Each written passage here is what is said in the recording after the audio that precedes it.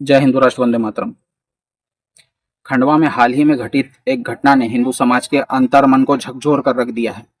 यह केवल एक स्थान विशेष की घटना नहीं बल्कि उस मानसिकता का प्रतिबिंब है जिसमें विकास और अतिक्रमण हटाओ जैसे शब्दों की आड़ लेकर हिंदू समाज की आस्था पर निरंतर आघात किया जा रहा है। प्रश्न यह है कि क्या हिंदू समाज का नेतृत्व इतना निर्बल और निष्क्रिय हो चुका है कि उसके आराध्य के साथ अपमानजनक व्यवहार किया जाए और वह केवल मौन धारण कर ले?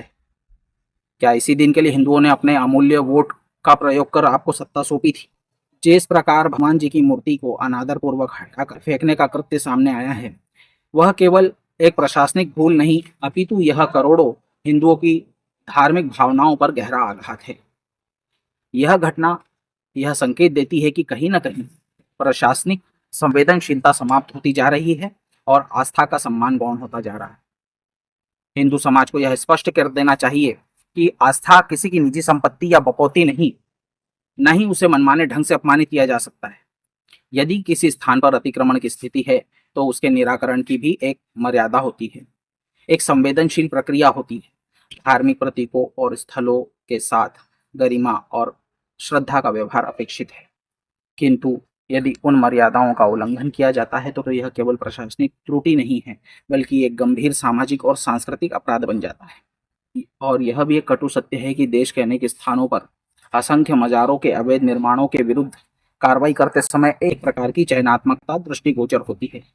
यह चयनात्मकता ही समाज के भीतर असंतोष और आक्रोश को जन्म देती है। यदि कानून है तो वह सबके लिए समान होना चाहिए, न कि किसी एक वर्ग विशेष के लिए कठोर और अन्य के लिए शिथिल।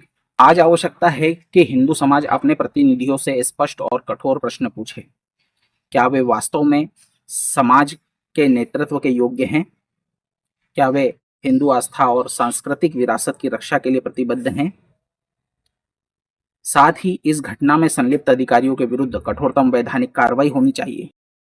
धार्मिक भावनाओं को आहत करने जैसे गंभीर अपराध में प्रकरण दर्ज कर उत्तरदायित्व निर्धारित किया जाना अनिवार्य है। केवल आश्वासन और पुनर्स्थापना से इस प्रकार के अपमान की पूर्ति नहीं हो सकती। हिंदू समाज की सहिष्णुता उसकी महानता है, परंतु यदि उसकी सहिष्णुता को उसकी कमजोरी समझ लिया जाए तो यह अत्यंत घातक सिद्ध होगा।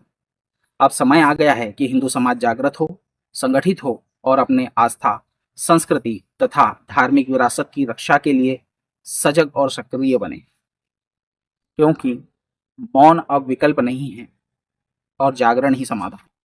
जय हिंदू राष्ट्र, वंदे मातरम।